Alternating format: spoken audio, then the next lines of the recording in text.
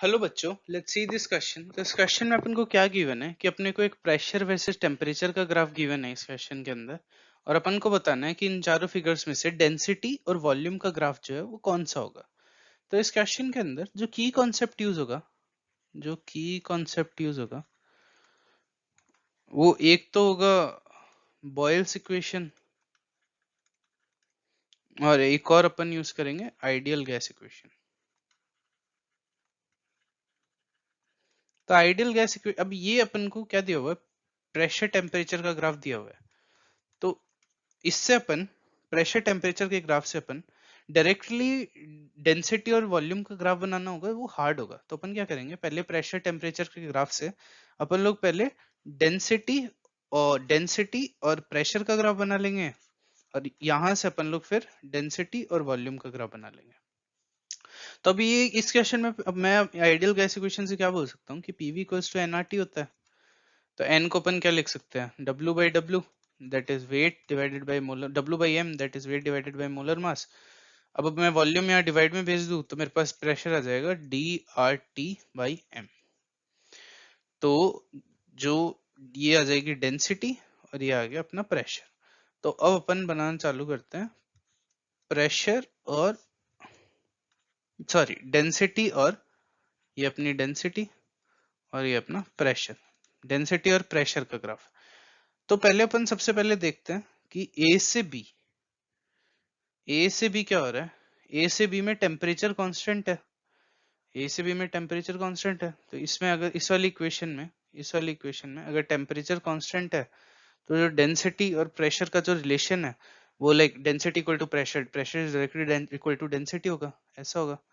तो ये कुछ ऐसा होगा ए से बी। अब बी से C pressure equals to some term of temperature. B से सी अपने पास ये गिवन है। तो इसमें अपन क्या बोल सकते हैं, मान लो कि प्रेशर इक्वल्स टू केटी है बी से सी में। तो अपन ये प्रेशर की जगह केटी रखेंगे तो अपने पास डेंसिटी कांस्टेंट आ जाएगी। इस वाली इक्वेशन में जब अपन प्रेशर की जगह केटी रखेंगे तो डेंसिटी कांस्टेंट आ जाएगी। तो बी से सी में अपन ये बोल सकते हैं कि ये हो गई कांस्टेंट, हो गई बी से सी।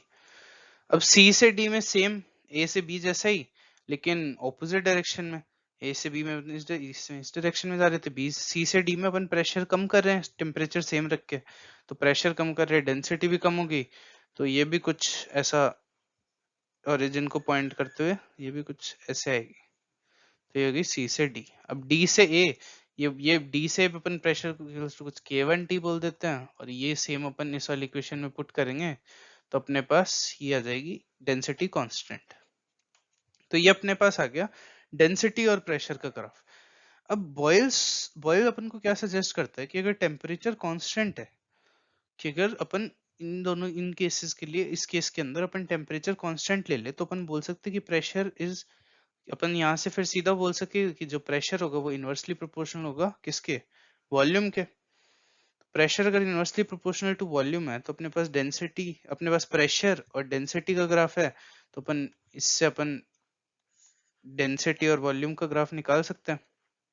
तो ए से बी, जैसे ओरिजिन से एक स्ट्रेट लाइन है, तो अब ए से बी क्या होगी, ए से बी अब हो जाएगी इस पॉइंट से लेकर, ए से लेकर बी की तरफ कुछ एक ऐसा कर्व जा रहा होगा।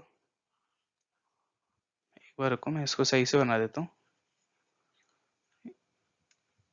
ए से बी की तरफ कुछ ऐसा कर्व जा रहा होगा, ये ए पॉइंट ए हो गया, ये पॉइंट बी हो गया, और जा रहा होगा इस डायरेक्शन में। फिर यही सेम होगा, फिर ए से बी अपन गए, अब अपन बी से सी जाएंगे।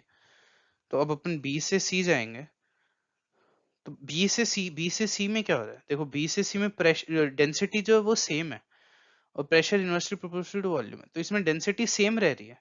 तो बी से सी यही पॉइंट सी हो जाएगा, और जब अपन सी से डी जाएंगे तो अपन फिर से ए की जगह डी हो जाएगा, और अपन इस तरफ चले आएंगे। तो ये ग्राफ देख के अपना जो फाइनल आंसर होगा वो आ जाएगा ऑप्शन बी।